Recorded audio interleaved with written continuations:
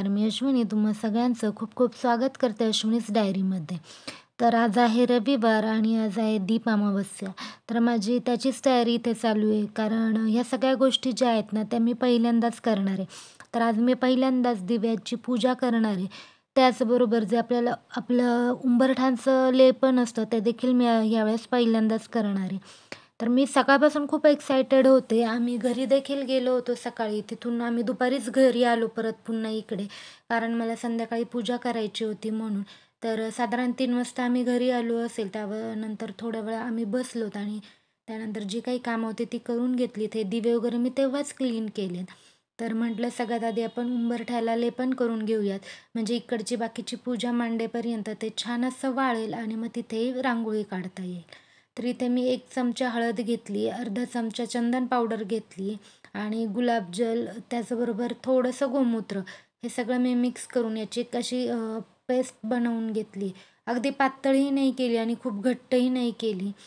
चमच्याने टाकून हाताने व्यवस्थित असं सगळीकडे मला लावता येईल अशा पद्धतीने मी त्याचं पेस्ट केलेली आहे. तर माझी ते पेस्ट झाल्यानंतर सगळ्यात पहिलं मी सकाळी तर हे सगळं पुसून घेतलंच होतं. म्हटलं पण लेपन करायच्या आधी देखील उंबरठा थोडासा पुसून घेऊयात. तर मी पाणी टाकून स्वच्छ असा पुसून घेतला त्याला. मेन म्हणजे कोरडा केला. थोडासा ओलसर राहिला होता तर मी एका कोरड्या कापडाने पुन्हा एकदा पुसून घेतलं व्यवस्थित असं. आणि त्यानंतर आपली जी पेस्ट बनवली ती चमच्याने आधी सगळ्या उंबऱ्यावर व्यवस्थित अशी पसरवून घेतली. म्हणजे मला हाताने पसरवायला व्यवस्थित अशी जमेल. नाहीतर फक्त हाताने लावायला ना ते नीट लागत नाही. त्यामुळं मी पहिल्यांदा चमच्याने सगळीकडे व्यवस्थित अशी पसरवली आणि त्यानंतर मग मी हाताने त्याला व्यवस्थित असं सगळीकडून जे लेपन बनवले आपण हळदीचं ते लावून घेतलं. तर नवन्याही इथे बसून बघते. तिला प्रचंड आवडतात अशा गोष्टी. मी जेव्हाही असे काही करत असेल, तर ती येऊन बसतेच बसते. म्हणजे पूजा करू देत किंवा अशी वेगळी कुठली गोष्ट करत असेल ना, ती येते. इव्हन मी स्वयंपाक जेव्हा करत असेल ना, तेव्हा देखील ती बऱ्याचशा वेळेस किचन ओट्याच्या इथे येऊन स्टूल घेऊन उभी राहते. तर अशा पद्धतीने मी हे लेपन केलेलं आहे. तर ह्या साईडने थोडंसं राहिलं होतं, तर तिकडूनही मी अशी हाताने लावून घेते. मला अगदी हे असं दाटसर लावायचं होतं, पण मला ते तसं जमलंच नाही. पहिलीच वेळ आहे त्यामुळे असेल कदाचित ते पेस्ट कमी पडली. पुढच्या वेळेस जरा जास्ती क्वांटिटीत करावी लागेल. तर असं छान असं पण झालंय व्यवस्थित असं सगळीकडनं त्याला छान लेपन लागलंय, सगळीकडनं कव्हर झालंय. आणि ना मग इथेच बसून बघते अजूनही. त्यानंतर हे मी कणकेचे दिवे उकडून घेतले होते. याच्यात मी गूळ घातला होता पीठ मळताना, कणिक मळताना आणि त्याचे दिवे बनवून ते उकडून घेतलेत. खरं तर मी आधी पंतीसारखे बनवणार होते. पण आपल्याला त्याच्यात फुलवाती टाकायच्यात म्हणून मग मी ते थोडेसे असे डिझाईनचे केले. त्यानंतर मी जे दिवे आहेत त्या सगळ्यांमध्ये व्यवस्थित अशा वाती वगैरे घालून घेतल्या. तेल वगैरे टाकून घेतलं. ज्या दिव्यात मी हे करते त्याच्यात तूप टाकलं आणि ज्याच्यात जे तेलाचे जे दिवे लावते त्यात मी तेल टाकून घेतलं. कारण आपण जे कणकेचे दिवे केलेत ते तुपाचे भरायचे आहेत आपल्याला. त्यानंतर मी जो तुळशीपुढे दिवा लावत असते ते देखील मी तुपाचा भरते. तर तो देखील मी तुपाचा भरून घेतला आणि व्यवस्थित असे माझे दिवे भरून झाल्यानंतर जे आपली पूजा मांडायची तिथे मी स्वस्तिक काढून घेतले आणि रांगोळी थोडीशी अशी ओलसर होती. तर नीट व्यवस्थित अशी पडत नव्हती ती एकसारखी. तरी पण म्हटलं ठीक आहे आता काढून घेऊयात. तर मग मी आधी स्वस्तिक काढलं, त्याच्यावर हळदी-कुंकू आणि अक्षदा हे केल्यात आणि त्यानंतर आपल्याला ज्यावर पूजा मांडायची आहे दिव्याची, ते ठेवलं. माझ्याकडे हा छोटासा पाट आहे, तर मी तो ठेवला आणि त्याच्यावर हे मी अस्तर जे आणलं होतं ना वस्त्र, त्या दिवशी ते मी ह्याच्यावर टाकून घेतलं आणि ह्या स्वस्तिकमध्ये असे मध्ये डॉट नाही आहेत, तर मग मी ते रांगोळीने दिले. खरं तर मी अक्षदांनी देणार होते, जे आपल्या तांदूळनी.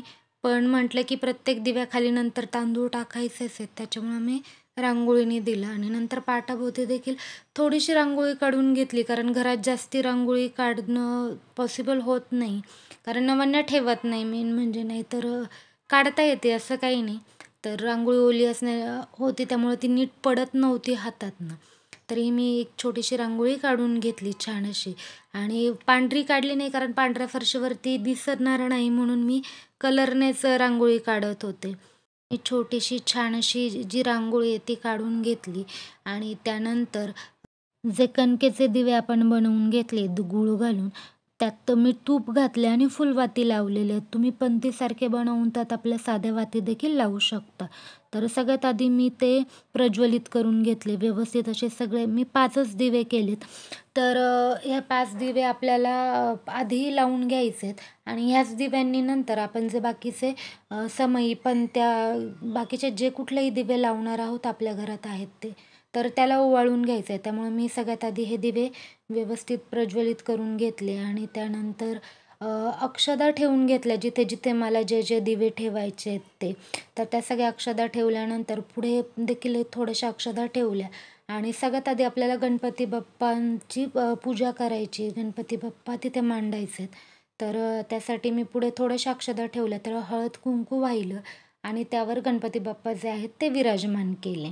तर त्यानंतर त्यांना हळदी कुंकू व्यवस्थित लावून घेतलं आणि जे बाकीचे ठिकाणी मी जे अक्षदा ठेवल्या दिवे ठेवायला त्याच्यावर, त्या सगळ्यांवर मी हळदी कुंकू व्यवस्थित असं वाहून घेतलं आणि त्यानंतर जे माझ्या घरात जे काही दिवे आहेत, तुमच्या घरात जेवढेही दिवे असतील ते अगदी स्वच्छ करून घ्यायचे. तर मी सगळे दिवे छान असे पितांबरीने आपल्या क्लीन केले होते. तर ते सगळे मांडून घेतले. मी त्यात तेल आणि वाती पहिल्याच घातलेले आहेत. तर सगळे दिवे जागच्या जागी मांडले. माझ्याकडे समई एकच आहे, तेही मला लग्नात दिलेली. माझ्याकडे अजून एक नाही आहे. तर मी यांना आजच म्हटले होते की मला ना अजून एक समई पण घ्यायची सेम अशीच, किंवा ही देऊन जर दुसऱ्या 2 भेटल्या तर तसंही करूयात. तर व्यवस्थित असे मी सगळे दिवे आधी मांडून घेतले व्यवस्थित जागा करून, म्हणजे नंतर अडचण नको व्हायला. तर जे काही माझ्याकडे दिवे आहेत ते सगळे मी तिथे हे केलेत आणि जे ताटात मी आपण कणकेचे दिवे ठेवलेत ना, तर ते खाली ठेवायला मला व्यवस्थित वाटत नव्हतं. तर तिथे मी एक लाल वस्त्र टाकलं, त्याच्यावर थोड्याशा अक्षदा वाहिल्या, त्याला हळदी कुंकू वाहिलं आणि त्यानंतर ते ताट मी त्यावर ठेवून दिलं. म्हणजे कारण ते दिवेच मेन आहेत आपले, त्यामुळं मग ते खाली कसे ठेवायचे मला असा प्रश्न पडला होता. कारण माझ्या पाटावर तेवढी जागा नव्हती, म्हणून मी साईडला मग थोडंसं वस्त्र टाकून त्यावर ते ताट ठेवलं आणि सगळ्या दिव्यांना छान असं हळदी कुंकू वाहून घेतलं पहिलं. सगळ्या दिव्यांना गणपती बाप्पांना देखील मी पुन्हा एकदा हळदी कुंकू हे केलं, कारण मला असं वाटलं की राहिलंय की काय त्यांना, त्यामुळे.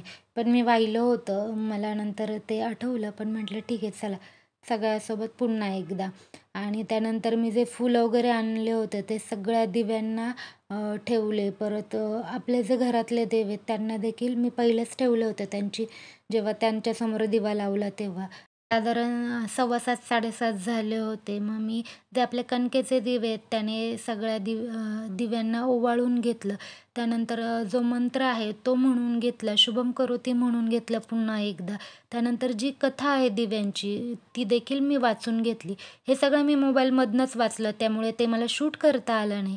आणि अशी माझी मस्त अशी पूजा दिसत होती. खूप फ्रेश वाटत होतं, प्रसन्न वाटत होतं. ते दिव्याचा कापूरचा जो वास घरात पसरतो त्याने खूप भारी असं वाटतं.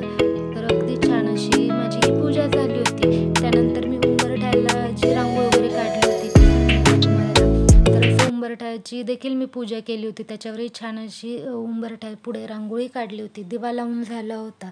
तर बाहेरचंही अगदी छान असं दिसत होतं. माझ्या एक साईडला मी तुळस ठेवली, तर तिथेही अगरबत्ती वगैरे लावलेलं होतं.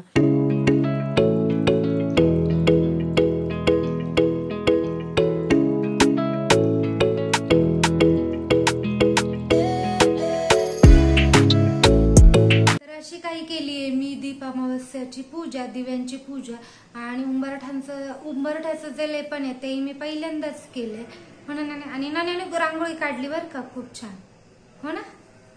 हे सगळं मी पहिल्यांदाच केलंय, त्याच्यामुळं थोड्याफार चुका ह्या झाल्या असू शकतात. तर त्या मला छान अशा प्रेमाने समजून सांगा, मी त्या नक्कीच अंमलात आणेल आणि चुका सुधारण्याचा प्रयत्न करेन. तर आता नवन्याला लागलेली आहे भूक, नवन्याला आणि त्याच्या पप्पांना. मी जेवायला अजून काहीच तयारी केली नाही ना, 8 वाजलेले. तर आता मी पटपट जेवायची तयारी करतो आणि आम्ही जेवून घेतो. गंदेपणा करा तू नुसता गंदे. तर आजचा हा जो व्हिडिओ आहे तो मी इथेच थांबवते. आपण भेटूयात अशाच एका नवीन व्हिडिओ सोबत. तोपर्यंत आनंदी राहा, खुश राहा आणि स्वतःची खूप सारी काळजी घ्या.